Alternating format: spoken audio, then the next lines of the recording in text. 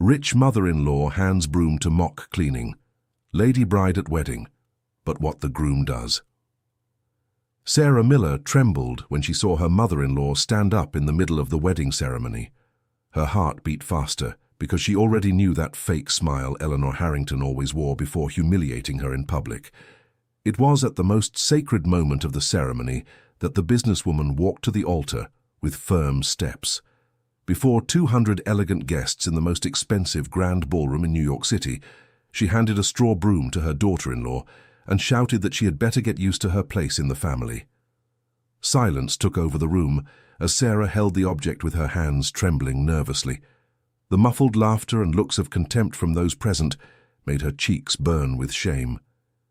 Julian Harrington lowered his head and remained silent, leaving the woman he claimed to love alone in the face of all that cruelty. The 28-year-old bride, who worked as a cleaning lady at 3 different jobs to support her sick younger sister, felt the ground about to open up beneath her feet. She had dreamed of this day for years, but never imagined it would become the worst moment of her life. Sarah met Julian 2 years ago, when she was cleaning the law firm where he worked as an accountant. During the empty early mornings, they talked about dreams, fears, and hopes.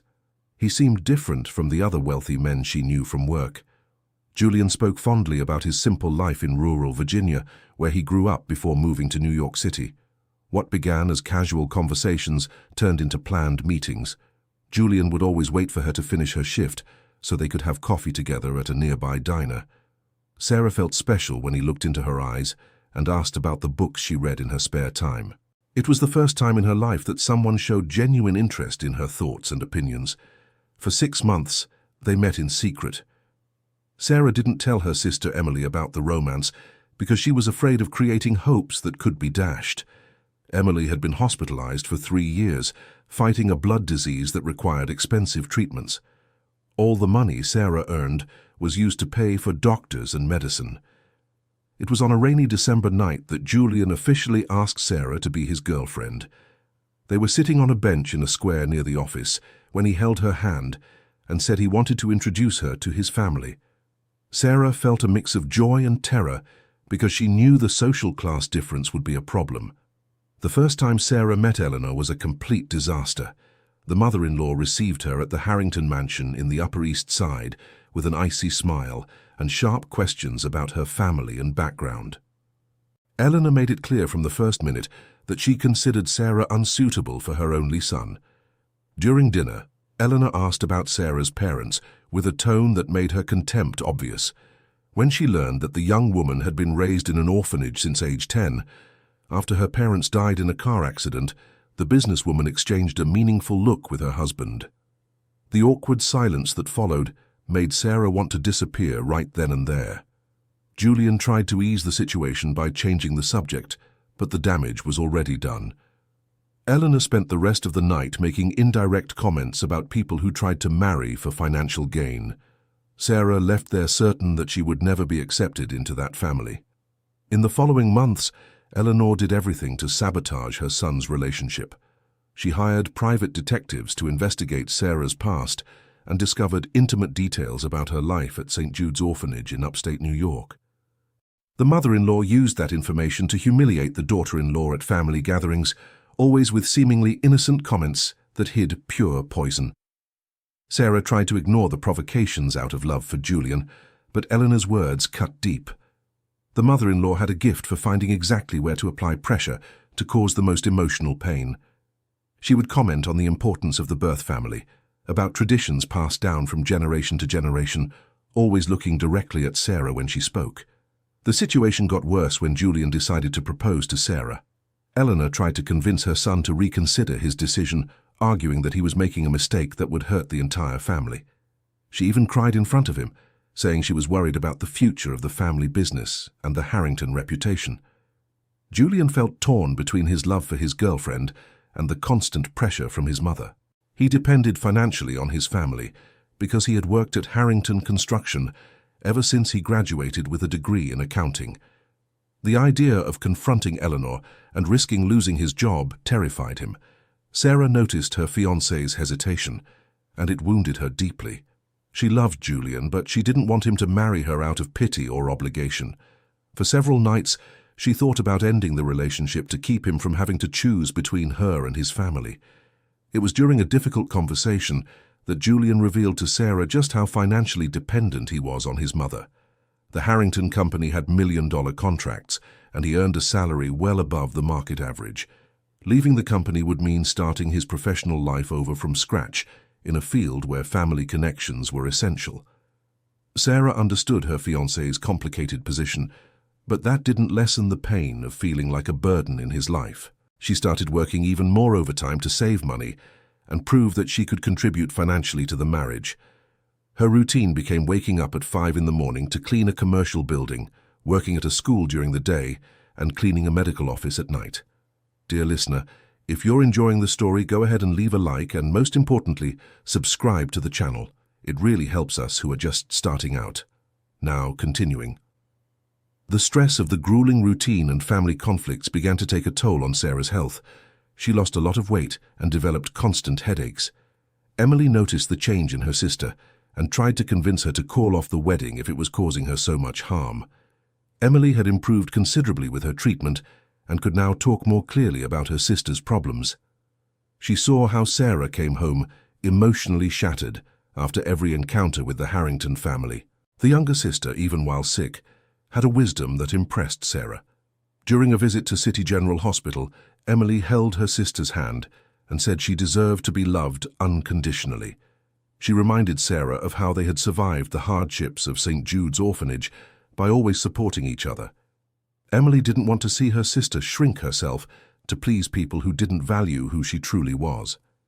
Emily's words made Sarah reflect deeply on her situation. She realized she was losing herself in a desperate attempt to be accepted by the Harrington family. The young woman who had always fought with dignity to survive was becoming a shadow of her former self. Sarah decided to have a serious conversation with Julian about the boundaries she was no longer willing to cross. She said she would marry him, but she would no longer accept public humiliations from his mother. Julian promised he would protect his wife from his mother's provocations, but Sarah doubted he had the courage to keep that promise. The wedding preparations became a silent battlefield. Eleanor took control of every detail of the party, claiming she wanted to give her son the best. In practice, she used each decision as an opportunity to show Sarah that she didn't belong in that world. Her mother-in-law picked an extremely expensive wedding dress that didn't match Sarah's style. When the young woman tried to suggest something simpler and more suited to her taste, Eleanor replied that people like her didn't understand elegance. The constant humiliation was eroding Sarah's self-esteem day after day. The party menu was another source of conflict. Eleanor chose sophisticated dishes Sarah had never even heard of, justifying that the Harrington family guests had refined palates. When Sarah asked to include at least one simpler option, her mother-in-law laughed and said it wasn't a backyard BBQ. The guest list also became a problem. Eleanor drastically limited the number of people Sarah could invite, claiming the grand ballroom had limited capacity. In practice, the bride could only bring her sister and 2 friends from work, while the Harrington family would take up almost the entire party. Sarah felt like a stranger at her own wedding. Everything was decided without considering her tastes or opinions. She tried to talk to Julian about the situation, but he always made excuses to avoid conflict with his mother. Her fiancé's passivity hurt her more than her mother-in-law's direct provocations. 2 weeks before the wedding, Sarah discovered that Eleanor had investigated her past much more deeply than she had imagined. Her mother-in-law knew intimate details about the years she spent at St. Jude's orphanage, including the reason she had been separated from her sister for a few months when they were children. Eleanor used this information to create a distorted narrative about Sarah's character. She spread among the relatives that her daughter-in-law had a history of behavioral problems in childhood, omitting that the difficulties were the result of the trauma of losing her parents so young. Her mother-in-law also found out that Sarah had failed the second year of high school because she missed many classes to work and support her sick sister. Eleanor turned this information into evidence that her daughter-in-law was irresponsible and lacked discipline for her studies. Sarah only learned about these lies when a distant cousin of Julian approached her at a store while she was buying the bridal shoes. The woman made seemingly innocent comments that made it clear distorted stories were circulating within the family. Sarah left the store humiliated and furious. That night, she confronted Julian about the lies his mother was spreading. Julian was visibly uncomfortable and admitted he knew about some of the conversations, but didn't have the courage to stand up to Eleanor. He asked Sarah to be patient because things would get better after the wedding. Sarah realized she was alone in this battle. Julian wasn't going to defend her from his mother, at least not publicly. She had to make a difficult decision: cancel the wedding and preserve her dignity, or move forward hoping that love would be enough to overcome all the difficulties. The decision to keep the wedding came after a conversation with Emily at City General Hospital. Her sister was going through a delicate moment in her treatment and asked Sarah not to give up on happiness because of her. Emily said she could see genuine love in Julian's eyes when he visited the hospital, even though he was too weak to face his mother. Sarah decided she would go through with the wedding, but she set internal boundaries for herself. She would no longer accept humiliation after the ceremony and would fight for the dignity of her marriage. If Julian couldn't support her, at least she would know she had tried everything. The wedding week was a whirlwind of contradictory emotions. Sarah alternated between anxiety and determination. She knew Eleanor was planning something special to humiliate her on the big day, but she never imagined it would be something as cruel as handing her a broom in the middle of the ceremony. On the morning of the wedding, Sarah woke up with her stomach in knots. She looked at the dress hanging in the closet and wondered if she was making the right choice. Emily, who had been given a temporary release from City General Hospital to be there, held her sister's hand and said everything would be fine. The grand ballroom Eleanor had chosen was truly impressive. White and gold flowers decorated every corner of the space, creating a fairy tale atmosphere that contrasted with the tension Sarah felt in her chest. The waiters circulated with trays of very expensive champagne while the guests settled into their assigned seats. Sarah watched the Harrington family guests arriving in their designer clothes and gleaming jewelry. She recognized a few faces from the family gatherings and noticed the curious looks directed at her. She knew many were there simply to witness the spectacle Eleanor had promised. Emily looked beautiful in a light blue dress borrowed from a nurse friend from the hospital. Even though she was physically fragile, she radiated an inner strength that had always inspired Sarah. The two friends from work Sarah had invited seemed intimidated by the luxury of the place, but they tried to show support with encouraging smiles. Eleanor arrived at the ballroom like a true diva. Her gold dress with crystal embellishments drew more attention than the bride's own. The pearl necklace she wore around her neck cost more than Sarah's annual salary, and she made sure everyone noticed her impeccable elegance. The mother-in-law greeted the guests with the fake friendliness Sarah knew all too well. She handed out smiles and hugs while making subtle comments about the class difference between the families. Eleanor had a gift for humiliating people while maintaining an appearance of politeness and cordiality. When it was time for Sarah to enter the ballroom, she felt her legs tremble. Emily walked her to the door and whispered words of encouragement. The dress Eleanor had chosen was indeed beautiful, but Sarah felt like she was wearing a costume that didn't represent her personality. The wedding march began to play, and every head turned to see the bride. Sarah walked alone down the center aisle. Since she had no father or father figure to accompany her, each step felt like an eternity as she felt the weight of judgmental eyes upon her. Julian waited for her at the altar with a nervous smile. He looked elegant in his tuxedo, but Sarah could see the tension in his shoulders. Eleanor occupied the place of honor in the front row, with a smile that didn't reach her eyes. The mother-in-law held a small, discreet purse that caught Sarah's attention. The priest began the ceremony with the traditional words about the sacrament of marriage. Sarah tried to focus on the spiritual meaning of the moment, but her mind was alert to any suspicious movement from Eleanor. Her intuition screamed that something was about to happen. It was when the priest asked if there was any impediment to the marriage that Eleanor slowly stood up. The silence in the ballroom was instant and tense. Sarah felt her heart race because she knew this was the moment her mother-in-law had planned so carefully. Eleanor walked to the altar with calculated steps, pulling a yellow straw broom with a wooden handle from her purse. The object seemed completely out of place in the luxurious setting, which made the situation even more humiliating. She handed the broom to Sarah and said loud enough for everyone to hear, "You'd better get used to your place in this family, dear. After all, that's what you do best." The silence that followed was deafening. Marina held the broom with trembling hands, feeling the weight of 200 pairs of eyes on her.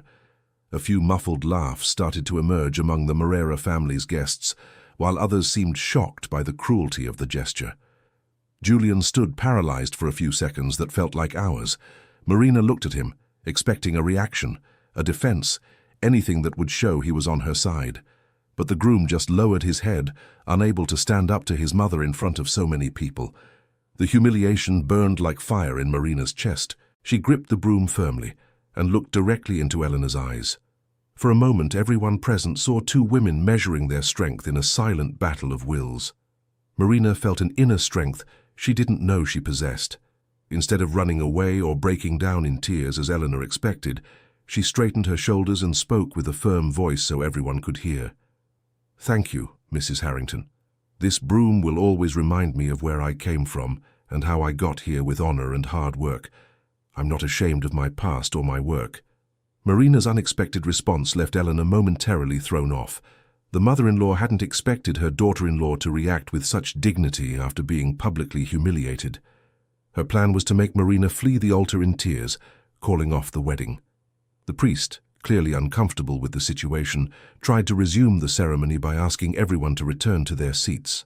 Eleanor went back to the front row with a forced smile, but Marina could see the anger in her eyes. The first battle had been won by the bride. Julian finally lifted his head and looked at Marina with a mixture of admiration and shame.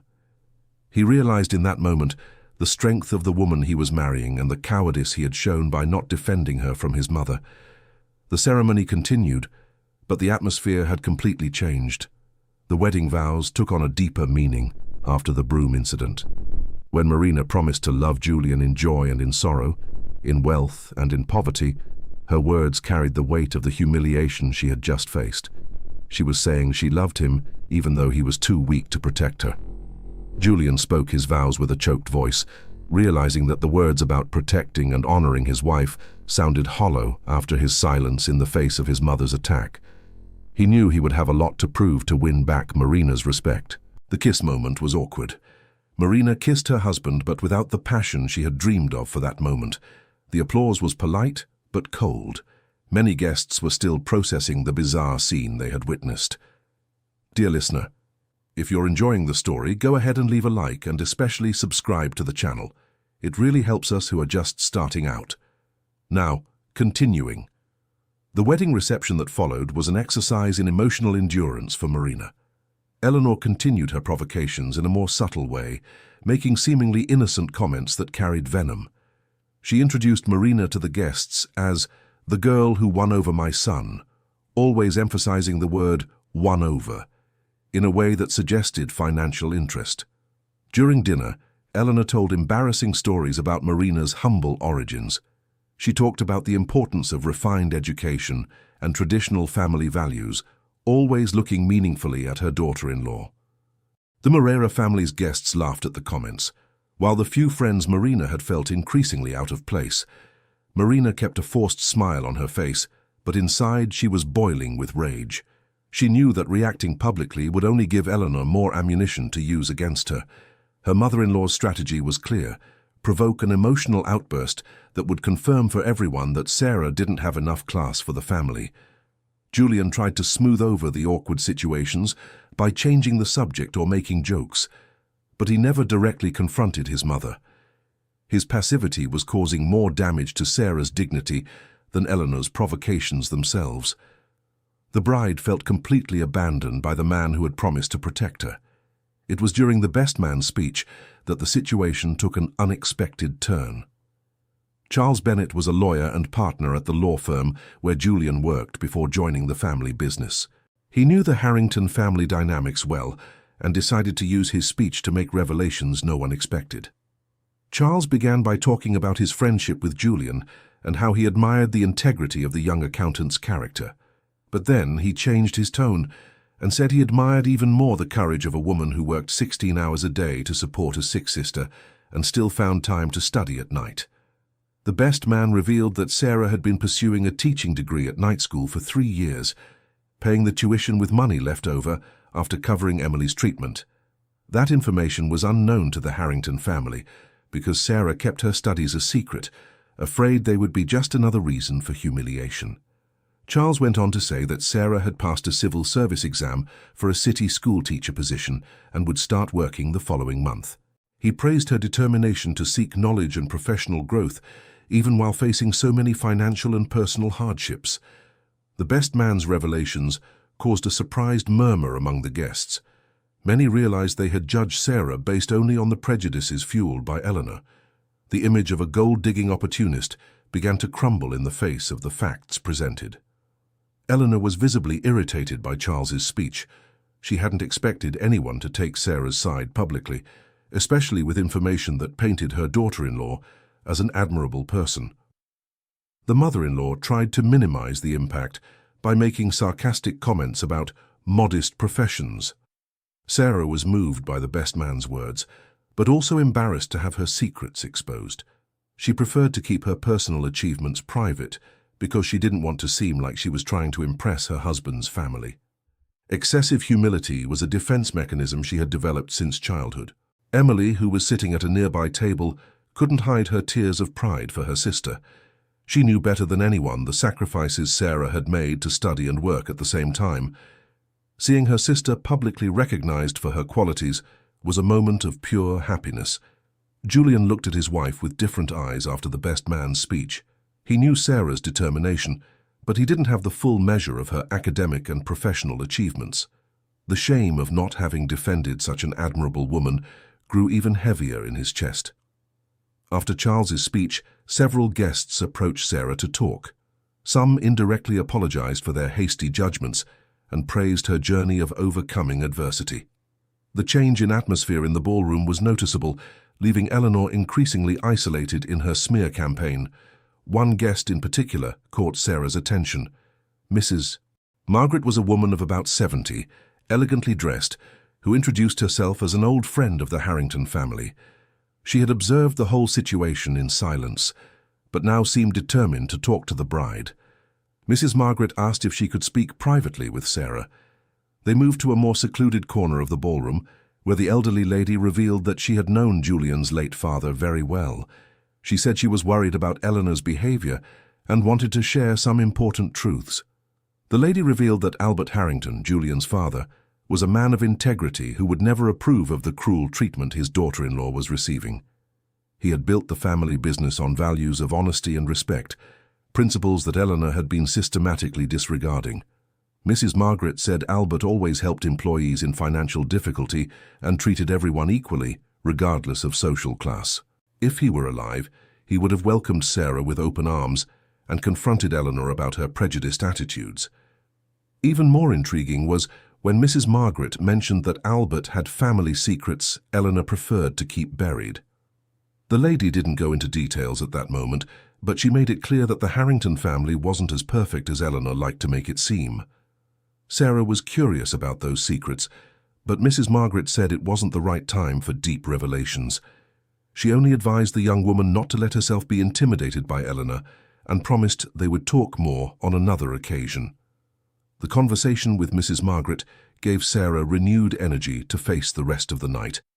Knowing that not everyone in the family shared Eleanor's prejudices made her feel less alone. She returned to the party with a more confident posture. The moment of the newlyweds' waltz was especially tense. Sarah danced with Julian, trying to act normal, but the weight of the humiliation was still fresh in her memory.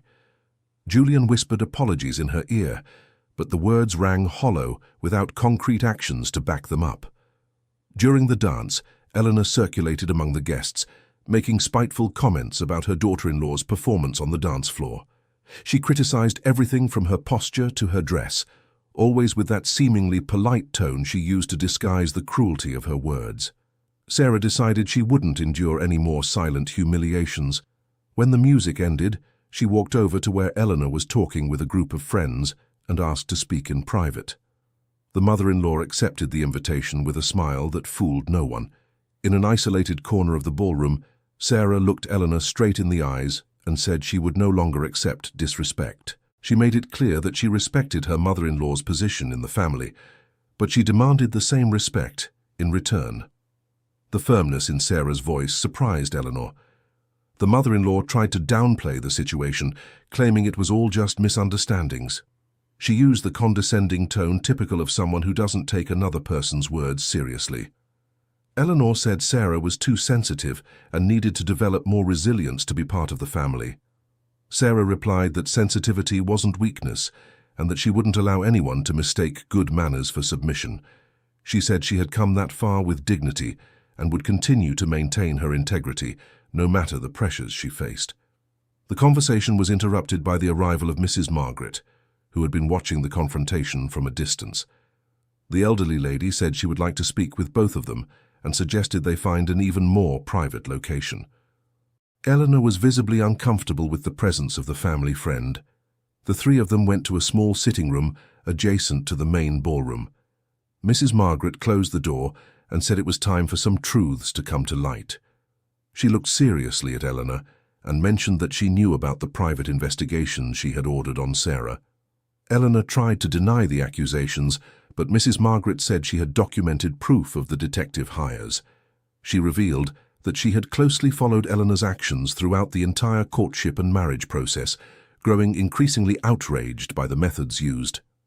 The most shocking revelation came when Mrs. Margaret said that the investigations into Sarah had uncovered information about the Harrington family itself that Eleanor never expected to discover. The detectives, while looking into the bride's past, found surprising connections between the two families. Sarah was confused by the direction the conversation was taking. Mrs. Margaret explained that Sarah was not a complete stranger to the Harrington family, as Eleanor insisted on claiming. There were historical ties that completely changed the narrative about who did or did not belong to that family. The lady revealed that she had been Albert Harrington's personal secretary for over 20 years and had access to confidential family documents. During that time, she discovered secrets that Albert took to his grave, but that were recorded in papers kept in a bank vault. Eleanor turned pale when Mrs. Margaret mentioned the vault. She knew those documents existed, but believed they had been lost after her husband's death. The confirmation that Mrs. Margaret had access to the family's most compromising information left her visibly nervous. Mrs. Margaret explained that Albert had asked her to keep copies of all important documents, including those that could cause problems for the family in the future. He suspected Eleanor might try to hide or destroy evidence after his death. The first revelation was about the true origin of the Harrington fortune. Albert had not built the company alone, as the family's official story claimed. He had a silent partner who provided the necessary startup capital, but who was betrayed and pushed out of the business once the company began turning a profit. That betrayed partner was the father of a young employee who worked at the company in the 80s. The young woman had been seduced by Albert, became pregnant, and was forced to leave her job to cover up the scandal. She never received any financial support to raise the child she was expecting. Sarah listened to the revelations with growing surprise. Mrs. Margaret explained that the betrayed employee had died in a car accident a few years later, leaving behind a small child who was raised by distant relatives. The child grew up without knowing who his real father was. Albert Harrington's illegitimate son had grown up, gotten married, and had 2 daughters. One of them died young in an accident, leaving 2 orphaned children who were taken to an orphanage. The 2 girls were named Sarah and Emily Miller. The silence that followed the revelation was deafening. Sarah stared at Mrs. Margaret, unable to fully process what she had heard. If the information was true, it meant she was Albert Harrington's granddaughter and, therefore, Julian's niece. Eleanor was completely pale, her hands visibly trembling. She had always known about her husband's illegitimate son, but she had never found out what happened to him or his descendants. The possibility that Sarah was related to her late husband was her worst nightmare. Mrs. Margaret continued explaining that she had confirmed Sarah's identity through the orphanage records and birth certificates. There was no doubt that she was a direct descendant of Albert Harrington, making her a legitimate heir to part of the family business. The revelation about the kinship completely changed the family dynamic. Sarah was not an intruder trying to infiltrate the Harrington family. but rather a relative who had been deprived of her rights for decades. Eleanor had publicly humiliated a legitimate member of the family. Sarah tried to process the implications of this discovery. If she truly was Albert's granddaughter, it meant she had married her own cousin. The possibility of having made such a grave mistake made her feel nauseous. Mrs. Margaret noticed Sarah's distress and quickly clarified that there was nothing wrong with the marriage. Albert Harrington was not Julian's biological grandfather because Eleanor had kept another fundamental secret about her son's paternity. The second revelation was even more shocking. Julian was not Albert Harrington's biological son, as everyone believed. Eleanor had had an extramarital affair with a lawyer at the company and became pregnant. Albert discovered the betrayal, but decided to raise the child as his own to avoid a public scandal. This information meant that Sarah and Julian had no blood relation, making the marriage valid in every way. However, it revealed that Eleanor had lived a lie for decades, pretending that her husband was the father of her own son. Eleanor completely broke down upon seeing her deepest secrets exposed. She had spent years terrorizing Sarah for her humble origins, when in fact she herself had betrayed her husband and lied about her son's paternity. The hypocrisy of her position was devastating. Sarah looked at her mother-in-law with a mixture of shock and compassion. All the cruelty she had endured took on a new perspective with these revelations. Eleanor wasn't defending the purity of the Harrington family. She was protecting her own dirty secrets. Mrs. Margaret explained that Albert had left specific instructions about what to do if this information ever came to light. He wanted Sarah to be found and to receive her rightful share of the family inheritance. He had also left personal letters explaining his decisions and asking forgiveness for the mistakes of the past. Sarah's inheritance included a significant stake in the family construction company and properties that had been kept under the name of a fictitious foundation. Albert had planned everything so that his granddaughter could claim her rights once she was discovered, even if that only happened after his death. Eleanor begged Mrs. Margaret not to make this information public. She said she was willing to treat Sarah with respect if the secrets remained within the family. The sudden change in attitude revealed just how desperate she was to protect her reputation. Sarah needed time to process all these revelations. She had walked into that grand ballroom as a poor cleaning woman, marrying above her social class, and now she discovered she was a legitimate heir to the family fortune. The irony of the situation was almost surreal. Mrs. Margaret handed Sarah a folder with copies of the documents proving all the revelations. She said Sarah had the legal right to know her true story and decide what to do with that information. The choice to make everything public or keep it secret would be hers. The three women returned to the ballroom in silence, each one processing the implications of those revelations. Eleanor was visibly shaken, trying to maintain her composure in front of the guests. Sarah walked as if in a dream, still trying to accept the new reality. Julian immediately noticed that something had happened.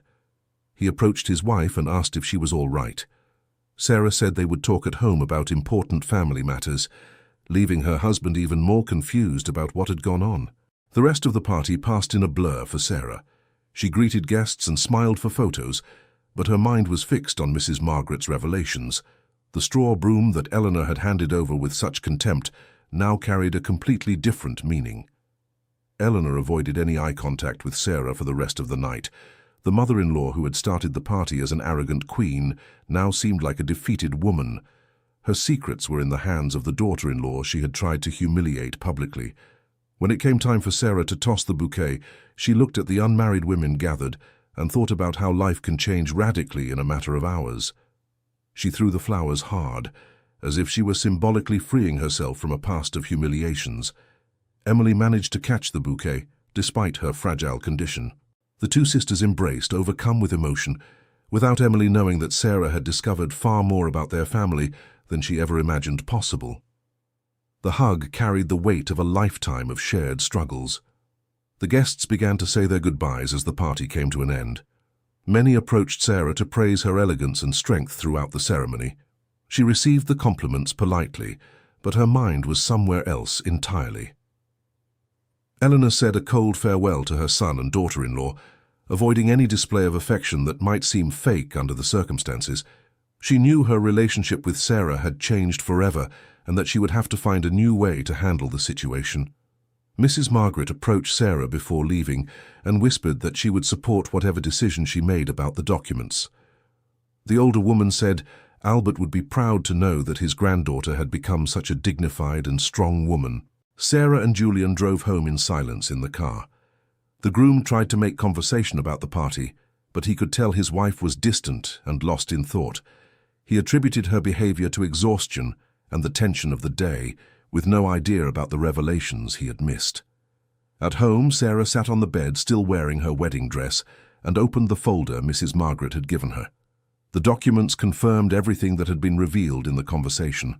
Birth certificates, orphanage records, Albert's will, and personal letters formed the perfect puzzle. Julian found his wife crying over the papers and panicked, thinking something terrible had happened. Sarah looked at him and said they needed to talk about his family, but that the revelations would change everything between them. She began by telling him about Mrs. Margaret's discoveries, watching the expressions of shock and confusion on her husband's face. Julian listened in silence about his supposed father's illegitimate son, about the hidden inheritance, and about his own true parentage. The revelation that Albert was not his biological father hit Julian like a punch to the gut. His entire family identity had been built on a lie. He had always worked hard to honor his father's memory, never knowing he was the son of a stranger. Sarah showed him the personal letters Albert had left for her. The man expressed deep remorse for abandoning his illegitimate son and for failing to find his granddaughters after the accident that killed their parents. He explained that he tried to locate the girls through adoption agents, but the system was less organized back then. One of the letters revealed that Albert had left instructions for a significant portion of his assets to go to charities that cared for orphan children. He hoped that gesture could somehow make up for abandoning his own son. Julian remained silent for several minutes after hearing the whole story. He tried to process the implications of discovering that his entire life had been built on a family lie. The mother he respected had deceived everyone, including her betrayed husband. Sarah watched her husband with concern. She knew these revelations would deeply shake his emotional foundation. Julian had grown up admiring Albert as a model of integrity, and now he discovered that the man had assumed a false fatherhood to protect the family's reputation. The most painful discovery for Julian was realizing that his mother had lied to him his entire life. Eleanor always talked about the importance of honesty and family values, when in reality she had built her life on betrayal and a fundamental lie. Sarah tried to comfort her husband by explaining that Albert had been a good man who made difficult decisions in a complicated situation. She said she didn't judge anyone for past mistakes, but that she wanted justice for the wrongs that had been committed. Julian asked what Sarah intended to do with this information. She explained that she hadn't decided yet, but that she felt compelled to honor Albert's memory by claiming her rightful inheritance. Not out of greed, but out of a principle of justice. The conversation lasted through the night. Sarah and Julian discussed the legal, emotional, and family implications of making these revelations public. They knew the discoveries would drastically change the relationship with Eleanor and the dynamics of the family business. Julian admitted that he felt relieved to finally understand his mother's strange behavior all those years. Eleanor had always shown excessive anxiety about family secrets and public reputation. Now he understood that she was protecting her own lies. Sarah decided she would speak with a lawyer before making any final decisions. She wanted to understand exactly what her legal rights were and how she could claim them without causing more unnecessary pain for Julian. The couple woke up the next day with a completely different perspective on their family situation. The honeymoon they had planned was cancelled because they both felt the need to resolve the pending issues before moving on with their lives. Sarah scheduled a meeting with Charles, the godfather who had made the revealing speech during the party. She trusted his integrity and knew she would need competent legal counsel to navigate the legal complexities of the situation. Dear listener, if you're enjoying the story, go ahead and leave a like and especially subscribe to the channel. It really helps us who are just starting out. Now continuing. Charles was impressed by the documents Sarah presented. He confirmed that the evidence was solid and that she had unquestionable legal rights to a significant portion of Albert's inheritance. The lawyer explained that the process would be complicated, but that justice was on her side. During the consultation, Charles revealed that he had always suspected irregularities in the management of Albert's inheritance. As the family lawyer, he had limited access to financial documents, but he had noticed suspicious transactions that Eleanor justified as administrative reorganizations. Sarah asked Charles to discreetly investigate the company's current financial situation. She wanted to understand exactly how much had been diverted from her rightful inheritance before deciding how to proceed. The discovery could dramatically influence her legal strategy. Meanwhile, Eleanor was living a private nightmare. She knew Sarah had all the information necessary to destroy her reputation and position in the family. The woman she had publicly humiliated with a straw broom now held the power to completely destroy her. Eleanor tried to talk to Julian to gauge how much he knew about the revelations. Her son was visibly shaken and cold in his treatment of her. When she asked about the conversation with Sarah the previous night, Julian only said there were family matters to resolve. The tension in the Harrington family home was palpable. Julian avoided being alone with his mother because he didn't trust his ability to keep his composure. He felt betrayed by having lived a lie for all the years of his life. Sarah decided to visit Emily at City General Hospital to tell her about the discoveries. She knew her sister had the right to know their family's true story. Emily listened to the revelations with a mix of shock and relief at finally understanding her origins. The two sisters cried together as they realized they had been deprived of a family and resources that could have drastically changed their lives. Emily said she felt no anger toward the past, but that she would support whatever decision Sarah made about claiming her rights. Emily made a keen observation about the irony of the situation. She said Eleanor had treated Sarah as an unworthy intruder, when in fact she was the family's true heiress.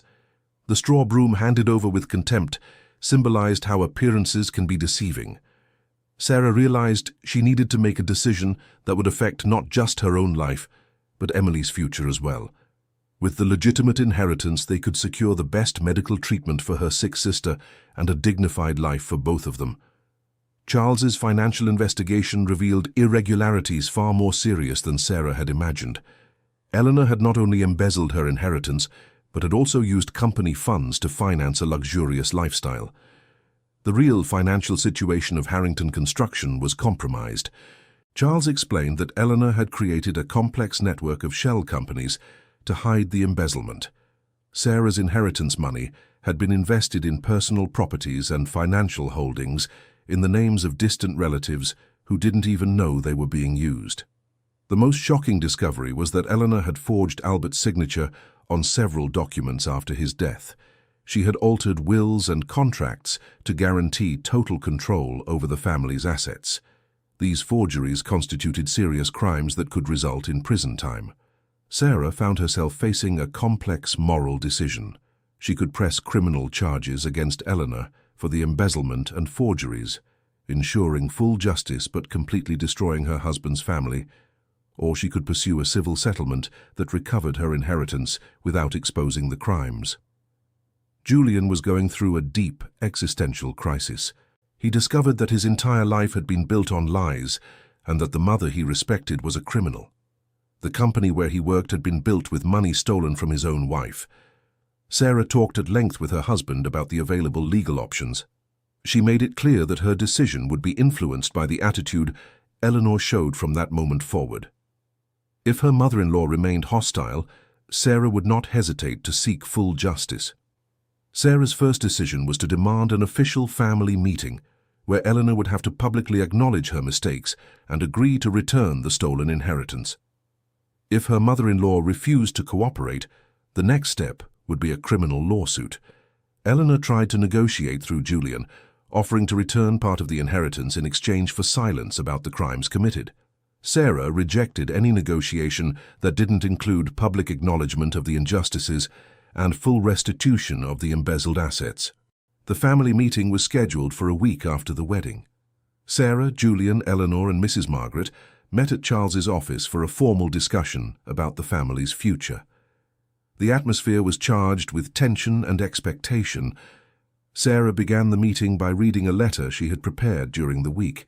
She explained her discoveries, expressed her pain over the humiliations she had suffered, and laid out her demands for a fair resolution of the situation. Her tone was firm but respectful. Eleanor tried to downplay the situation by claiming she had only mismanaged some resources. Carlos presented the documentary evidence of the systematic embezzlement and falsifications, making it impossible to deny the severity of the crimes committed. Confronted with irrefutable proof, Eleanor finally broke down and admitted her wrongdoings. She wept as she asked Sarah for forgiveness and acknowledged that she had allowed prejudice and fear of exposure to lead her into committing terrible injustices. Sarah observed her mother-in-law's genuine desperation and felt a mix of compassion and determination. She said she would accept a settlement that included full restitution of the inheritance, public acknowledgement of the mistakes, and a commitment to treat all family members with respect. Julian made a decision that surprised everyone. He publicly renounced any claim to the company inheritance, declaring that he wanted to start his life anew alongside Sarah, without depending on resources obtained through lies and deceit. Julian's statement moved Sarah because it showed that he had chosen integrity over financial security. She held her husband's hand and said they would face any difficulty together, building a life based on honesty and hard work. Eleanor signed all the necessary documents to transfer the legitimate inheritance to Sarah. She also agreed to sell her personal assets to compensate for the losses caused to the company. The settlement included her resignation from her position as director of the construction firm. Sarah officially assumed her position as the main shareholder of the family business. Her first decision was to implement policies of administrative transparency and improve working conditions for employees. She wanted to honor Albert's memory by building a truly ethical company. The transformation in the family dynamic was radical. Eleanor, who had started as a cruel and arrogant mother-in-law, became a humble woman trying to rebuild relationships based on mutual respect. The process of redemption would be long and difficult. Julian discovered administrative talents he didn't know he possessed when he began working directly with Sarah in managing the company. They formed an efficient team, combining his accounting knowledge with her strategic vision. Their marriage grew stronger through their joint work. Emily made a full recovery with the proper treatment funded by the recovered inheritance.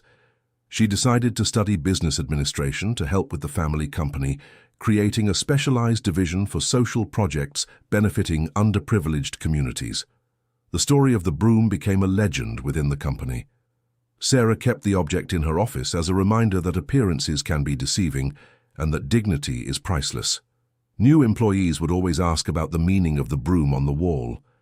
Mrs. Margaret was appointed historical consultant for the company, responsible for keeping alive the memory of Albert and his lessons on business integrity.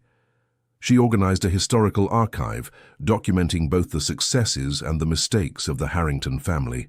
Eleanor dedicated her final years to volunteer work at orphanages, trying to make amends for the abandonment she had allowed during Sarah and Emily's childhood. She never fully regained closeness with Julian, but she built a respectful relationship with her daughter-in-law. Harrington Construction became a benchmark in social responsibility and administrative transparency. Sarah implemented inclusion programs for low-income employees and housing projects for families in need. The company grew based on solid values. Years later, when Sarah told the story to the children she had with Julian, she always emphasized that true wealth lies in dignity and genuine love. The broom remained in the office as a symbol that the greatest victories sometimes begin in moments of greatest humiliation. The marriage of Sarah and Julian became an example of overcoming adversity and forgiveness. They renewed their vows in a simple ceremony, surrounded only by people who truly loved them. This time, Sarah held a bouquet of flowers she had grown herself, symbolizing how beauty grows in the most adverse conditions. The family business prospered under the new management, generating jobs and opportunities for hundreds of people. Sarah never forgot her humble origins and used her position to help others who were going through the same difficulties she had faced. Eleanor, in her final moments, recognized that the daughter-in-law she had tried to humiliate was in fact the family's moral salvation. She asked for sincere forgiveness and said that Sarah had taught everyone the true meaning of nobility of character. The broom in Sarah's office received a commemorative plaque explaining that it symbolizes the transformation of contempt into dignity. Visitors to the company are always moved when they learn the full story behind the seemingly simple object. Sarah established a foundation in memory of Albert to help orphaned children find loving families. The institution became a national model in childcare, demonstrating how the wounds of the past can bring healing for the future. Emily married a doctor who had cared for her during her treatment. The wedding took place in the same grand ballroom where Sarah had been humiliated, but this time the space was filled with love and genuine celebration. The family had found its true happiness. Julian developed a more mature and honest relationship with his mother after she demonstrated genuine remorse through her actions. He learned that forgiving doesn't mean forgetting, but rather choosing not to allow past hurts to destroy future possibilities. The Harrington family's story became an example that truth always prevails and that dignity cannot be bought or stolen. Sarah proved that social class does not determine character and that true love overcomes any obstacle. Decades later, when Sarah looked at the broom in her office, she smiled, remembering how Eleanor had tried to define her through an object that represented humble work. Ironically, that same object became a symbol of her moral victory and personal transformation. The company grew internationally but maintained its local roots and social commitment. Sarah always preferentially hired people of humble origins, offering growth opportunities to those who showed dedication and honesty. The company's longest-serving employees remember how Sarah arrived being scorned by Eleanor and became the most respected leader in the family's history. They tell new employees that character is worth more than money and that respect is earned through actions. Sarah never used her position to take revenge on the people who humiliated her during the years of courtship. Instead, she demonstrated generosity of spirit by offering forgiveness and opportunities for redemption to all who showed sincere remorse. The broom became a symbol not only of Sarah's personal story, but of all people who are judged by appearance or social origin. Schools in the region bring students to visit the company and learn about the story of overcoming that inspires other generations. Eleanor lived her final years simply, dedicating herself to volunteer work and maintaining a cordial but distant relationship with the family. She never managed to completely erase the weight of guilt, but she found peace in the possibility of doing some good through her remorse. The love between Sarah and Julian strengthened through the trials they faced together. They learned that true marriage means supporting each other through difficult times and growing together through adversity. Their union became an example for other families. The foundation created by Sarah helped thousands of orphaned children over the years. Many of them grew up and returned to work at the company or contribute to the institution, creating a virtuous cycle of mutual aid and gratitude that perpetuates the legacy of social transformation. Emily became a recognized leader in the field of corporate social responsibility. She developed innovative methodologies for integrating vulnerable people into the workforce, using her personal experience to help others. Years after their troubled marriage, Sarah and Julian celebrated their silver wedding anniversary in a moving ceremony where they renewed their vows before their children and grandchildren. The broom held a place of honor in the decor, reminding everyone present of the extraordinary journey they had traveled. Mrs. Margaret lived long enough to see the complete transformation of the Harrington family.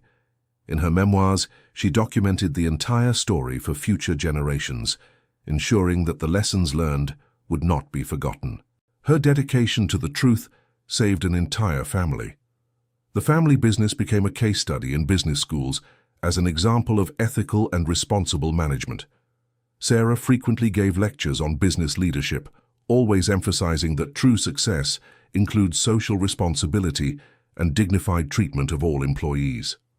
The relationship between Sarah and Eleanor evolved into a respectful coexistence based on clear boundaries and mutual recognition of past mistakes. They never became close like mother and daughter, but they built a peace that allowed the family to heal. Sarah established family traditions that celebrated both their humble origins and the achievements earned through honest work. She wanted her children to understand that privilege brings responsibility and that they should never look down on people in less fortunate situations. The construction company developed innovative housing projects for low-income families, demonstrating that thriving businesses can coexist with positive social impact. Sarah proved that profit and social responsibility are not conflicting concepts. Julian discovered himself to be an exceptional father, dedicating himself to raising children with solid values and social awareness. He told the children about the importance of defending the people we love and how moral courage is more important than financial security. The story of the Broom inspired a book that Sarah wrote about personal overcoming and family transformation. The proceeds from sales were fully donated to her foundation, continuing the cycle of helping children in need. The book became a national bestseller. Eleanor, in her final lucid moments, asked to hold the broom she had handed over with such contempt decades earlier. She recognized that that object represented everything that was wrong with her values and everything that was right about Sarah's character. The foundation established by Sarah created a scholarship program that benefited hundreds of young people from humble backgrounds. Many of those beneficiaries became successful professionals who returned to help the institution, perpetuating the legacy of transformation through education. Sarah always maintained a close relationship with the company's cleaning staff, treating them with the same respect she showed to executives. She never forgot her own experiences and made a point of valuing the work of all people, regardless of their role.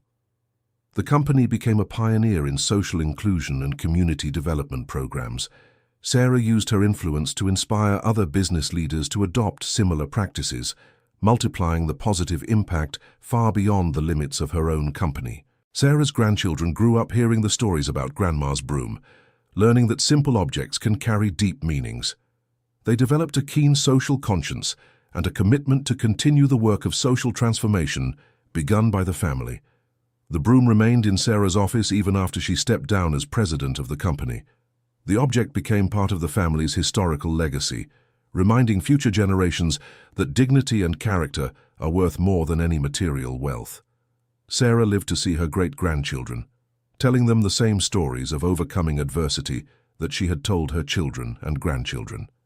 She always ended her stories by saying that true love and honest work can transform any situation, no matter how difficult it may seem.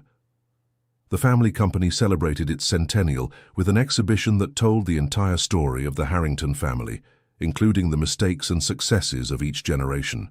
The broom held a central place in the exhibit, symbolizing the human capacity to turn humiliation into motivation for good.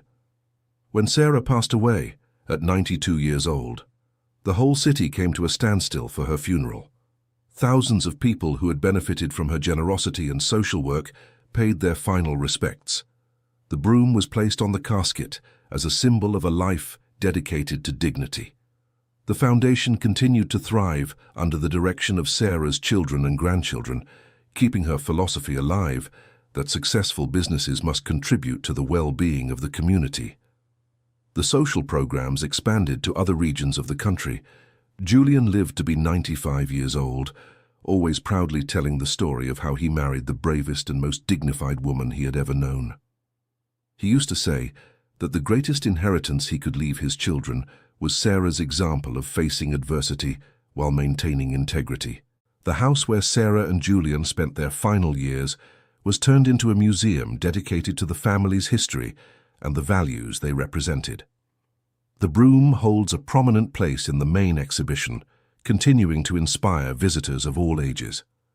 Emily lived long enough to see the foundation help more than 10,000 children over 5 decades. She always said that the illness that nearly killed her in her youth had been turned into a blessing because it led Sarah to discover her true identity and purpose. The family company continues to thrive under the leadership of the new generations, maintaining the same values of integrity and social responsibility established by Sarah. The broom remains a corporate symbol, reminding everyone that true greatness is born from humility and honest work. The end. Now tell me what you thought of this story of overcoming adversity and true love. Can you imagine the strength Sarah had to have to turn so much humiliation into victory? Leave in the comments which part moved you the most, and whether you know someone who went through similar situations. If this story touched your heart, don't forget to leave your like and subscribe to the channel so you don't miss other inspiring narratives that prove true love always wins.